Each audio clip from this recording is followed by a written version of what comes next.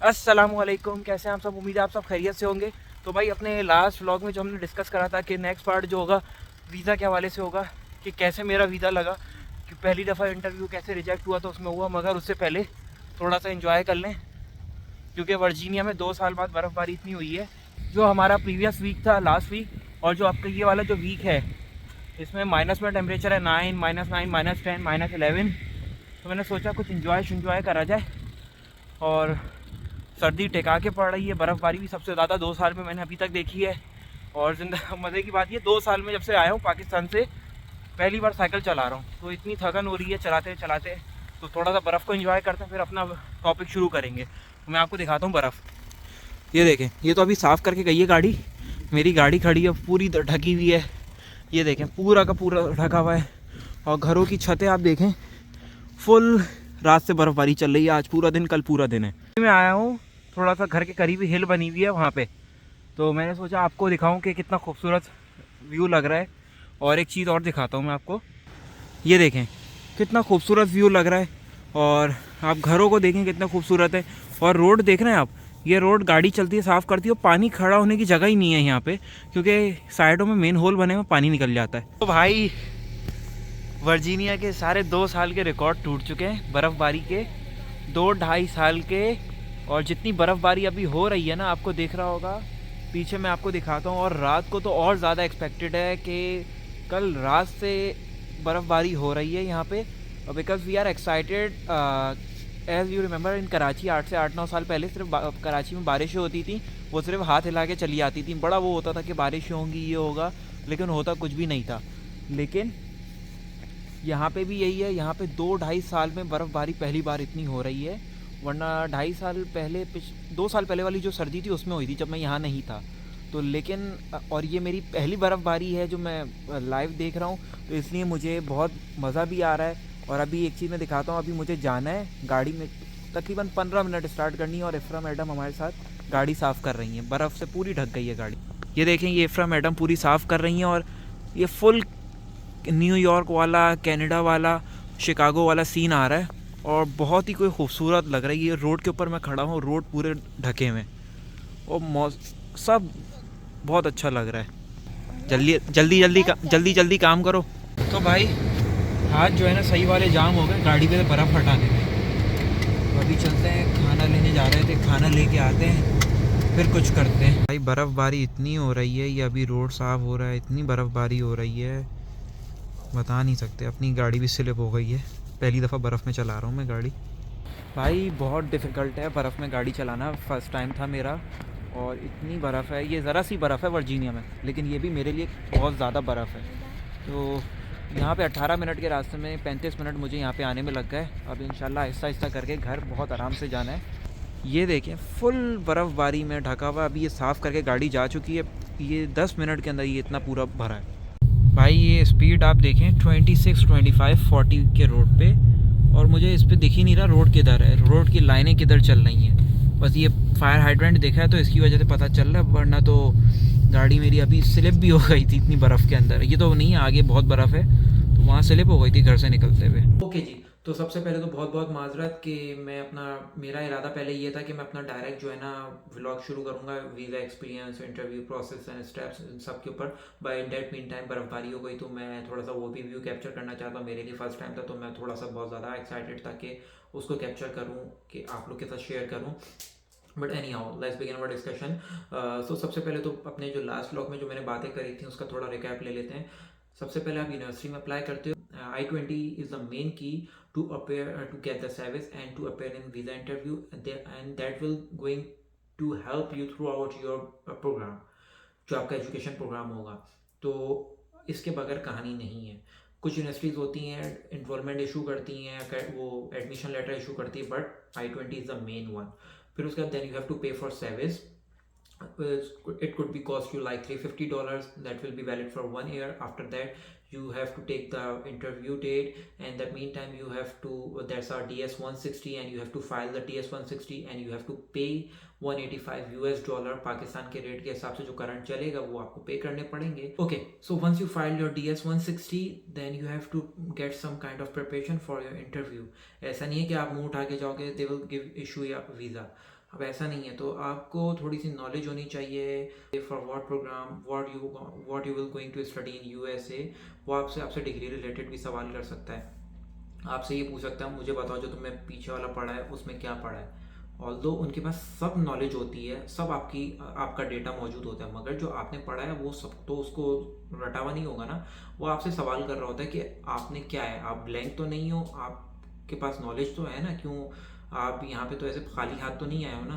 तो उसके अलावा आपसे आपकी फैमिली के बारे में सवाल कर लेगा, या कभी ऐसा होता है कि बहुत ज़्यादा वर्स्ट केसेस हो जाते हैं तो वो बिलो द बेल्ट जाके इतने बुरे सवाल करते हैं, फिर उसमें नसीब होता है इस या तो आर या पार का। तो फिर खैर ये सब चीज़ें होती हैं। अच्छा, मैं और दो स्टूडेंट जो मेरी तरह यहाँ पे पढ़ने आए हैं या आना चाह रहे हैं यहाँ पे, उनको बोलूँगा ख़ास तौर पे, कंसल्टेंसीज का काम होता है पैसा बनाना। You are client for them, तो उनको पैसा बनाना है। और वो कंसल्टेंसीज जो बच्चों को बोलती है ना कि हम आपको वीज़ा तक ला के देंगे, दे मेक यू फूल, वो आपको पागल बना रहे हैं। मेरे साथ भी 16-17 कंसल्टेंसीज के अंदर मैं गया, तो अच्छा 6 या 7 कंसल्टेंसीज के पास उनमें से मैं गया, तो उन्होंने मुझे बोला कि भाई हम आपको गारंटी दे रहे हैं कि हम आपको वीज़ा ला के करके देंगे। सो अब यहाँ पे आने के बाद समझ आइए कि पागल बना रहे थे। तो ऐसा कुछ नहीं होता। हाँ, कंसल्टेंसी जो है आपको हेल्प करेगी आपके थ्रू आउट, जो डॉक्यूमेंटेशन होती है, वीज़ा फाइलिंग होती है, वीज़ा प्रिपरेशन होती है, इन सब में, मगर आपको वो ऐसे हेल्प नहीं कर सकती। मिसाल इसकी मैं ऐसे दूंगा कि यूएस तो बहुत दूर की बात है, यूएई का वीज़ा आप लेने जाओ तो सुबह आप अप्लाई करो, शाम आपके पास आ जाता है।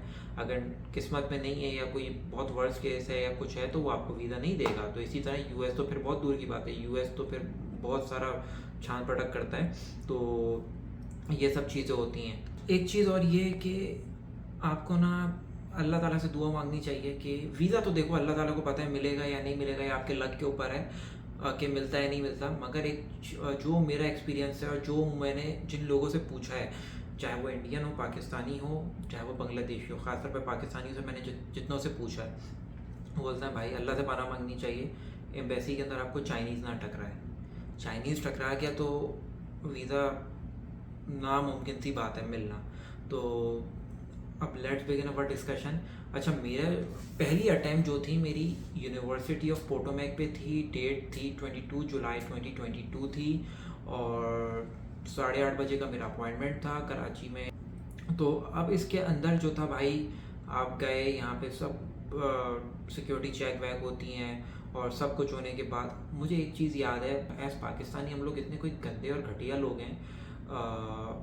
हमें सीखना चाहिए लोगों से कि चाहे कोई भी हो, चपरासी हो या चपरासी कोई भी ऊपर वाला हो, उसको अगर कोई एक डेसिग्नेशन मिल जाता है ना तो वो अपनी औकात भूल जाते हैं। तो और हमारे यहाँ पाकिस्तान में ये है भी बहुत घटिया चीज़। तो खैर अल्लाह ताला हमें बचाए। मगर मैं वहाँ पे सिक्योरिटी चेक पोस्ट के अंदर क्लियर करके ना अंदर मैं गया। जो फाइनल जो बंदा होता है वो आपके पासपोर्ट पे स्टिकर लगाता है, I-20 आपका सर्विस पासपोर्ट में डाल के बोलता है अंदर जाओ। वो पाकिस्तानी था और मैं उसकी बात, उसका जो बिहेवियर था वो ऐसा था, मैंने बोला बाहर मिलता सारे को इतना मारता, अंदर बैठ के थोड़ी सी सिक्योरिटी का काम कर रहा है, कोई इतना वो नहीं है, अंदर कॉन्सुलेट के अंदर जो है इंटरव्यू नहीं कंडक्ट कर रहा, बाहर सिक्योरिटी का काम कर रहा है, यानी कि बोलेंगे चौकीदार का ही काम कर रहा है। लेकिन उसकी जो बंदे की टून देखो, मतलब शक्ल उसकी चपड़ासियों वाली थी। तो खैर एनीवे उसके ऊपर नहीं जाते, लेकिन ये चीज़ है कि हमें ऐसा सीखना चाहिए। हम पाकिस्तानी ऐसा कोई इतने घटिया लोग हैं, कुछ भी हमें डेजिक मिल जाए हम अपने से नीचे वाले को कुछ और ही समझते हैं। तो खैर अब मैं चला गया, अब वेटिंग लाइन में बैठ गया। वहाँ जाके मुझे उसने कॉल करा, अंदर बुलाया। तो अच्छा, नर्वस तो आप होते हो, चाहे आप जॉब इंटरव्यू के लिए जाओ, चाहे वो आप यूएस के किसी भी वीज़ा इंटरव्यू के लिए जाओ, तो थोड़ा सा नर्वस नहीं, बहुत ज़्यादा नर्वस होते हो यार, कैसा जाएगा। जब आपके स्पेशली जब आप फ्यूचर के कैरियर का सवाल आता है तो आप बहुत ज़्यादा नर्वस हो जाते हो। अब मुझे पहले उसने अंदर बुलाया, फर्स्ट काउंटर के ऊपर मैं गया तो उसने मुझसे पासपोर्ट वगैरह लिया, उसने बोला ओके जाओ बाहर जाके बैठ जाओ। अब मुझे बाहर आके बैठ गया, फिर मुझे गार्ड आवाज़ देने आया, मेरा नाम नहीं लिया, वो जो मेरा नंबर था उसने वो मुझे कॉल करके बुलाया, मैं अंदर गया, उसने मुझे पासपोर्ट दिया, ओके बाहर जाके बैठ जाओ। फिर थोड़ी देर बाद आधा घंटा गुजरा, उसने मुझे फिर अंदर बुलाया, तो उसमें अब मैं क्लू में लग गया, आहिस्ता आहिस्ता आहिस्ता। अच्छा, इन दैट मीन टाइम जो बाहर बैठे हुए मेरे सामने लोग थे, जो स्टूडेंट्स आ रहे थे, वहाँ पे हर कैटेगरी के थे, स्टूडेंट्स थे, विजिटर थे, बिजनेस वीज़ा वाले थे, टूरिस्ट थे और फैमिली विजिट वाले थे, सब थे। तो हम सारे वो एक वो सिटिंग एरिया बना हुआ उसमें बैठे थे। अब मेरी वहाँ पे बहुत सारों से मुलाकात हुई, जिसमें से दो का ये है कि दो से मेरी कुछ ज़्यादा ही हो गई थी। एक इस्लामाबाद से आया था जो शिकागो जा रहा था, और एक वो पता नहीं पंजाब में कहीं से था, वो टेक्सास जा रहा था। मेजर था, उसने फौज छोड़ के वो पढ़ने जा रहा था। तो अच्छा, हम तीनों की किस्मत ऐसी थी, वो दो मेरे से पहले और मैं बाद में। किस्मत ये थी कि चाइनीज़ के पास ही चले गए। चाइनीज़ ने हम लोग जब क्लू में खड़े थे, हमारे सामने उसने 4 बंदों को फारिग करा है। तो सिर्फ उसमें एक लड़की थी जिसको वीज़ा दिया, बाकी सबको फारिग करा, 4-5 को। उसके बाद उन मेरे आगे जो 2 लड़के थे इस्लामाबाद का और जो मेजर था वो गए, उनको 20-20 सेकंड 15-15 सेकंड में फारिग। अब मेरी टर्न आई, थोड़ा नहीं बहुत ज़्यादा नर्वस। तो उसने मुझसे पासपोर्ट लिया। उस पासपोर्ट के अंदर जब वो शुरू में जो मैंने बताया ना, सिक्योरिटी गार्ड जो है वो आपको पासपोर्ट के अंदर आपका I-20 और सर्विस डाल के देता है, तो वो आप देते हो। फिर उसने आपसे मेरे से उसने बायोमेट्रिक लिए दोनों हाथों के। मुझसे उसने सवाल करा। उसने मुझे टोटल टाइम जो है ना पहली रिजेक्शन में 15 सेकंड का दिया था, इससे ज़्यादा की उसने कहानी नहीं करी। What the purpose you are going to United States? मेरा जवाब था I am going to pursue my Master of Business Administration and my major is Sales and Marketing। ये मेरा जवाब था। उसने दूसरा सवाल करा What's your future plan? Once you complete your education, what will you do? मेरा जवाब था कि definitely I have to come back to Pakistan. मैंने ऐसे ही मंजन चूरन बेचा, एंड देन मेरे फादर का बिजनेस है, then I have to look after because I am the elder one in my family. So आप उनको भी पता है कि कोई वापस नहीं आता, but you have to show that you will come to Pakistan again. you will not going to stay in United States after your education, but you have to tell them all। तो खैर ये हुआ। अच्छा, जो मेरा दूसरा सवाल का जवाब दे रहा था ना, ये मेरा अपना परसेप्शन है। मेरी जो थोड़ा नर्वस भी था, मेरी नज़र कीबोर्ड पे थी, उसकी बॉडी पे थी, तो ये मेरा अपना परसेप्शन है कि मैंने उस पर देखा वो रिजेक्ट लिख रहा था। उसने मुझे पकड़ाया, लिख तो बहुत कुछ रहा था, लेकिन उसने मुझे फील हुआ जो आखिरी में उसने लिखा रिजेक्ट, और उसके बाद उसने पेपर निकाल दिया। 224B या D करके पेपर था, वाइट कलर का, उसने दिया और पासपोर्ट मुझे रिटर्न दिया।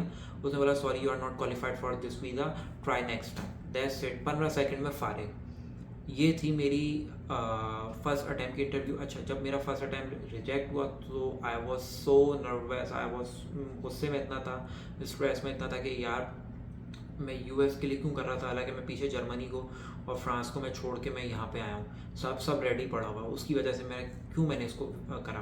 खैर एनीवेज, तो ये मेरी थी छोटी सी फर्स्ट टाइम की जर्नी। ओके जी, तो अब बात करते हैं अपने सेकंड इंटरव्यू की। सेकंड इंटरव्यू मेरा हुआ था 2 अगस्त को, ट्यूसडे का दिन था, और मेरी यूनिवर्सिटी थी Ohio Dominican university, Ohio state के अंदर। तो भाई वही सब प्रोसेस वगैरह हुआ, मैं उसके डेप्थ में नहीं जाऊँगा। वेटिंग लाइन में लगे हुए, तो मेरी वहाँ मुलाकात हुई। अब वो फिर फौजी मेजर जो था उससे, तो मैंने बहुत ज़्यादा सिली क्वेश्चन करा एक उससे, मुझे करना नहीं चाहिए था। मैंने बोला यार आप फिर से आ गए। बोला आप भी तो फिर से आ गए। मुझे इतना थोड़ा सा ऑकवर्ड फील हुआ। मैंने यार मैंने इससे कैसा सवाल कर लिया। तो खैर अब हम लाइन में लग गए। अंदर जो विंडो एरिया की जो लाइन है, जहाँ पे विंडोज़ लाइन से 8-9 विंडोज़ बनी हुई हैं, वहाँ पे मैं लाइन में लग गया हूँ। अब वो गार्ड ये होता है कि गार्ड बोलता है रश को डाइवर्ट करो, क्योंकि डोर जो होता है ना एंट्रेंस डोर, उस पर रश लगना शुरू हो जाता है। तो अब भाई मेरे से पहले वो फौजी था, उसकी टर्न आई, फिर उसको वो चाइनीज़ मिल गया। और मैं जैसे उसको देखा ना, मैंने लगा चाइनीज़ फिर से आ गया। तो मेरी नर्वस तो मैं वैसे ही था, मैं उसको देख के मैं इतना और नर्वस, मेरा थोड़ा सा मैं होता है ना कि अंदर से बहुत ज़्यादा मैं घबरा गया था। तो खैर उस बेचारे को 15 सेकंड में फिर से फारे। अब सबसे आगे मैं, तो उसके पास ही जाना। तब गार्ड ने बोला उसके पास जाओ। अब मैं मर के ना पहली विंडो से मैंने चलना शुरू करा, इतने स्लो, बस मैं अल्लाह का नाम ले लेके जा रहा था। इंटरव्यू देने आया हुआ था, 4th विंडो पे था वो अंग्रेज़। वो वहाँ से गया, और उस अंग्रेज़ ने मुझे क्लू में सबसे पहले मैं था। उसने बोला कम हियर।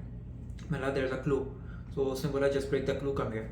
तो मैं उसके पास गया, उसने मुझसे पासपोर्ट लिया, बायोमेट्रिक ली। उसका पहला सवाल ये था कि for what purpose you are going to United States. मैंने उसको जवाब दिया कि I am going to pursue my master of business administration with major in finance field. So because there is a high demand of foreign qualified students in the MNCs of Pakistan, where I want to grow my future here. उसने मेरे से दूसरा सवाल करा, what's your plan once you complete your degree. So मेरा जवाब ये था कि definitely I have to come back to Pakistan because as I have told you there is a high demand of foreign qualified students in Pakistani MNCs and where as I have to take care of my father business, हालांकि आपको लारे लपे देने पड़ते हैं। तो उसने बोला good. फिर उसने तीसरा, जिसका मुझे 101% शक था ये मेरे से सवाल ज़रूर करने वाला है, तो और मैं मेंटली प्रिपेयर था इस सवाल के लिए, उसने बोला कि तुमने यूनिवर्सिटी चेंज क्यों करी अपनी। मैंने उसको अब जवाब दिया because when I am applying in university, I have applied in 2 universities at a time. One is Potomac and second one is Ohio. I got the acceptance from Potomac in my first attempt. That's why I go with Potomac in my first attempt. But whereas Ohio Dominican University is much better than Potomac, in that meantime I got the acceptance from the Ohio Dominican, so that's why I appeared in second attempt with Ohio Dominican. और मैंने उसको ये जवाब दिया, मैंने उसको थोड़ा सा ये भी बताया कि भाई उसका फीस रेशो ये है, क्लास का डायमेंशन ये है, क्लास का स्टूडेंट स्ट्रेंथ ये है, दैट्स वाई मैं ओहायो डोमिनिकन चूज़ करी है सेकेंड अटैम्प्ट में। अब ये मेरा तीसरा सवाल था। उसने बोला गुड। अच्छा, उसने चौथा सवाल करा कि why you went to Zurich. तो मैं एक सेकंड के लिए ब्लैंक, मैंने बोला भाई मैं तो लाइन से मैं अपने जहन में चल रहा है Germany, Austria, Switzerland, France, Spain. तो उसने बीच में सडनली सवाल कर लिया, स्विट्ज़रलैंड में नहीं बोला, उसने बोला ज्यूरिक क्यों गए थे। तो फिर मैं एक सेकंड के लिए ब्लैंक हुआ, लेकिन मैंने उसको फ़ौरन जवाब दिया कि yes I went there, trip was organised by my university, it's a farewell trip and in that trip I went with my friends there, I went in Germany, Munich. मैंने उसको बताया। फिर ऑस्ट्रिया गया, साल्जबर्ग के अंदर गया। फिर मैंने उसको ये भी बोला मैं स्विट्ज़रलैंड गया ज्यूरिक के अंदर।